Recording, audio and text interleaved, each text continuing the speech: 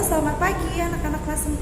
Hari ini kita akan kembali belajar tentang puisi. Nah, tapi sebelum kita akan memulai pembelajaran kita akan berdoa terlebih dahulu yuk. Pasti anak-anak sudah tahu ya tentang berita jatuhnya pesawat Sriwijaya Air. Nah, kita akan sama-sama mendoakan untuk setiap korban maupun keluarga yang sedang berduka. Mari kita tundukkan kepala, tutup mata, mari kita berdoa. Bapa kami yang ada di surga, kami sungguh bersyukur ya Tuhan untuk setiap penyertaan dan kasih-Mu kepada kami semua. Sehingga saat ini kami masih di dalam lindungan-Mu, kami masih bisa tinggal di rumah kami masing-masing dengan aman, dan kami bisa menikmati makanan kami setiap hari. Bapa, saat ini kami hendak bersatu di dalam doa, mendoakan saudara-saudara kami yang saat ini sedang berduka ya Tuhan. Terkhususnya bagi para korban jatuhnya pesawat Sriwijaya Air. Kiranya Tuhan yang boleh menolong setiap tim SAR yang sedang bekerja untuk mencari puing-puing maupun serpihan-serpihan Tuhan yang jatuh di dalam air ya Tuhan. Bahkan setiap korban yang mungkin jenazahnya sudah tidak utuh lagi, kiranya Tuhan yang tolong dan juga berikan kekuatan serta penghiburan bagi setiap keluarga ya Tuhan yang saat ini sedang berduka menanti kepastian tentang anggota keluarganya ya Tuhan. Ini doa dan permohonan kami serahkan kepadamu. Di dalam nama Tuhan Yesus kami sudah berdoa, amin. Nah, ayo kita akan memulai pembelajaran kita.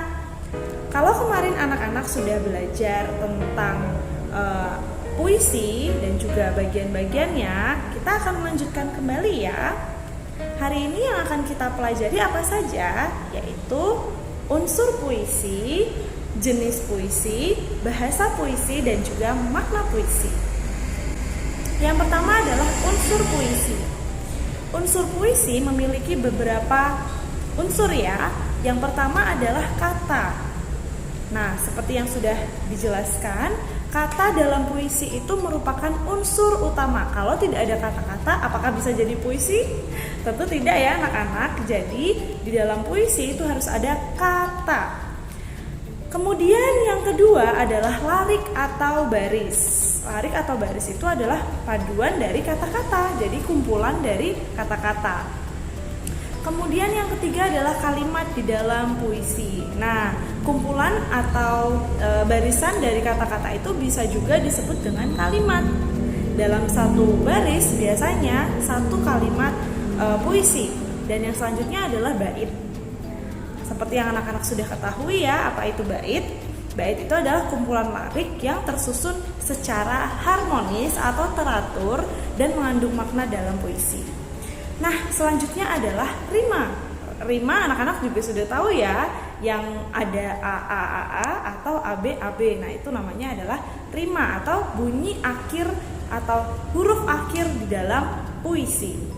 Selanjutnya adalah irama. Dalam puisi itu, ketika membaca harus ada iramanya. Jadi tidak hanya datar saja, tetapi harus ada iramanya atau naik turun atau tinggi rendahnya, seperti yang kemarin dicontohkan oleh Ibu Yohana.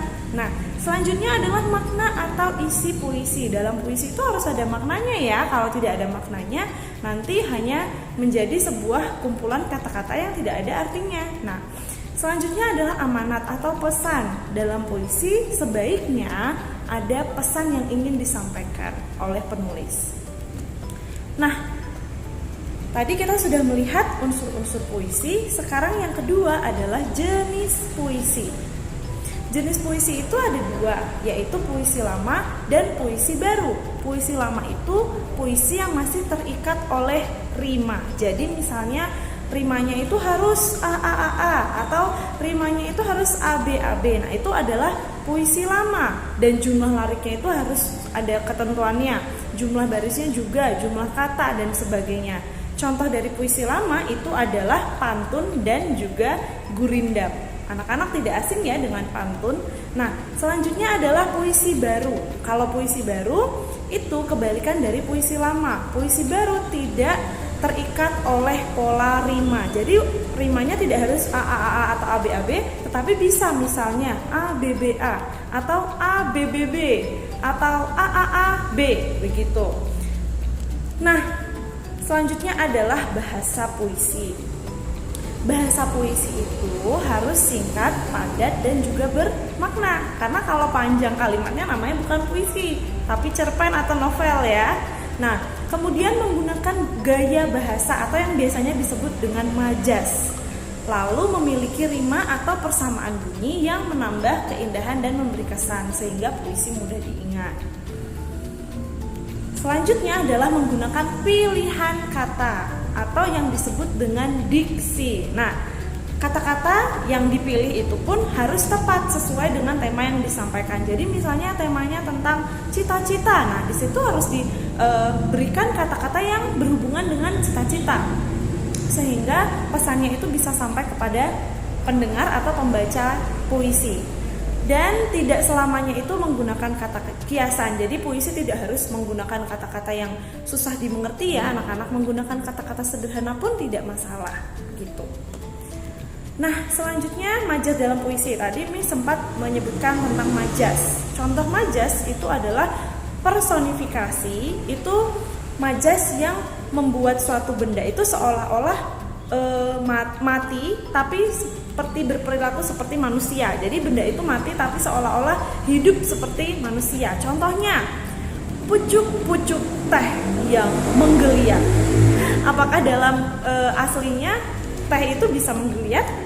Daun teh bisa menggeliat? Tidak kan? Nah, tapi maksudnya adalah mungkin daun tehnya itu terbang tapi seakan-akan menggeliat. Jadi kata-katanya memakai pucuk-pucuk teh yang menggeliat seperti itu.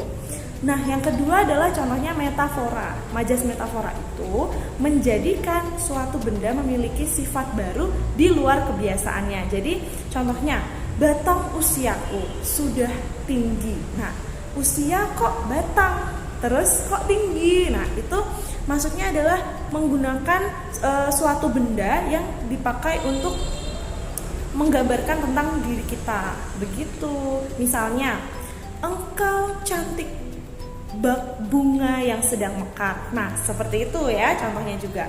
Selanjutnya adalah repetisi atau pengulangan.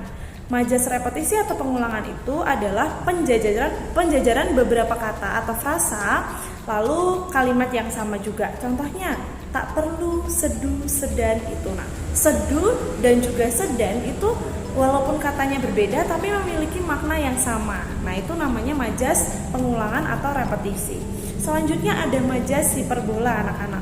Majas hiperbola itu adalah pernyataan yang berlebihan untuk memperhebat, meningkatkan kesan dan juga daya pengaruh. Jadi dilebih-lebihkan. Contohnya, pekik merdeka berkumandang di angkasa.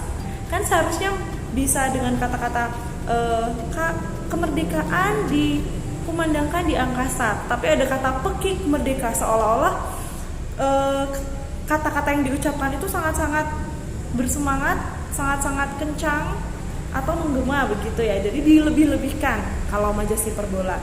Kalau majas selanjutnya itu namanya litotes. Majas litotes itu kebalikan dari hiperbola. Kalau hiperbola itu melebih-lebihkan, litotes itu mengecilkan atau merendahkan atau mengurangi keadaan yang sebenarnya. Contohnya, aku bukanlah manusia berada. Selanjutnya adalah majas ironi. Majas ironi itu majas yang menyatakan makna yang bertentangan atau mengolok-olok. Nah, contohnya adalah bagus benar kelakuanmu, adikmu sendiri kau sakiti. Nah, apakah menyakiti adalah hal yang bagus? Tentu tidak ya anak-anak, tetapi digunakan untuk menyatakan majas ironi. Bagus benar, tapi kok menyakiti? Nah, itu bukan hal yang baik ya. Jadi digunakan untuk menyindir atau mengolok-olok. Selanjutnya adalah makna puisi. Makna puisi ada dua. Yang pertama adalah lugas dan yang kedua adalah kias. Lugas itu adalah makna sebenarnya atau makna aslinya dan disampaikan secara jelas. Sedangkan kias itu makna yang melambangkan sesuatu atau ditujukan untuk membangun imajinasi. Jadi tidak seperti lugas yang makna asli. Jadi kiasan itu misalnya menggunakan rambutmu bergelombang bagaikan ombak di tepi pantai. Jadi menggunakan kiasan. Jadi kiasan itu hampir-hampir sama seperti majas, begitu. Nah, setelah mempelajari materi itu tadi, anak-anak silahkan mengerjakan tugas yang ada di lampiran ya anak-anak. Selamat mengerjakan, tetap semangat, sehat selalu, Tuhan Yesus memberkati.